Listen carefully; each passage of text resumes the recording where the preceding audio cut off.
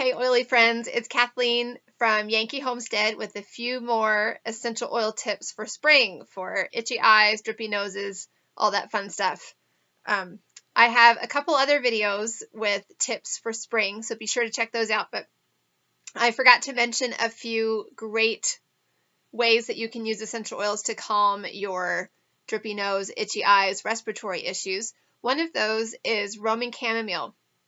Roman chamomile is pretty mild. You don't have to dilute it. You can dilute it, and you should for young children. But you can just take a little bit of Roman chamomile and rub it kind of on the bridge of your nose. That can be really helpful. You can also, if a drippy nose is one of your issues, here are a couple of things that you can try. I mentioned in one of my other videos that you can rub white fur under your nose.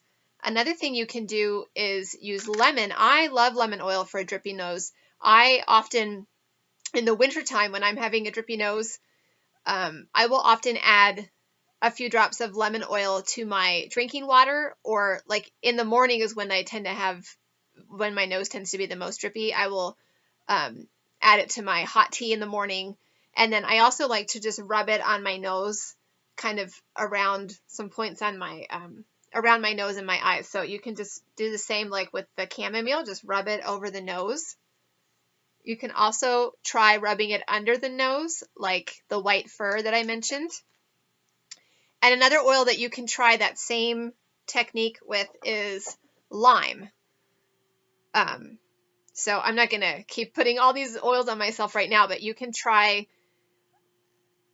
dabbing lime oil under your nose. You can try putting it on the bridge of your nose, like the lemon.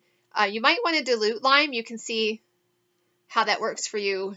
I sometimes feel like it, especially if the skin is irritated in the spring from blowing my nose a lot or something, and the lime can feel a little irritating when that skin is kind of dry. So you might want to dilute it with fractionated coconut oil.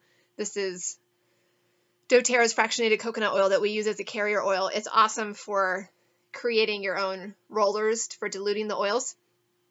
But you can also just, dab the coconut oil right there and then put a drop of lime too. That works as well. And then I wanted to show you two more things. If respiratory issues are something you struggle with, I mentioned the Breathe oil, and I mentioned the Breathe respiratory drops, which are like a lozenge, but there is also a Breathe vapor stick, and it's so easy. Mine is actually empty. I just grabbed this from my kitchen, but we keep one of these in each of the kids' rooms, and especially on our littlest, who is 2, we have used this on him. You just kind of rub it like on your chest and on your neck, and it really, you can smell it. It's got those oils from the Breathe oil blend, like eucalyptus, and it has menthol, melaleuca, which is tea tree oil. It has mint in it. But anyway, it just helps to keep your airways open. It's really nice, especially at night when you're getting ready to sleep, or just during the day, anytime when you feel like you're struggling with keeping your airways open.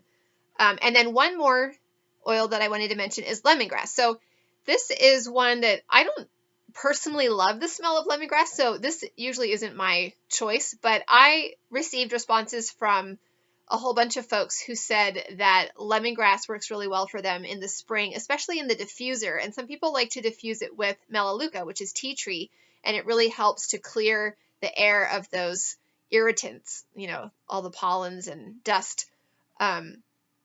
So if you like the smell of lemongrass, you might want to try that. You can also try it topically, try applying it topically around your face and your head. So those are a few more things that you can try in your fight against spring pollen and all of that fun stuff.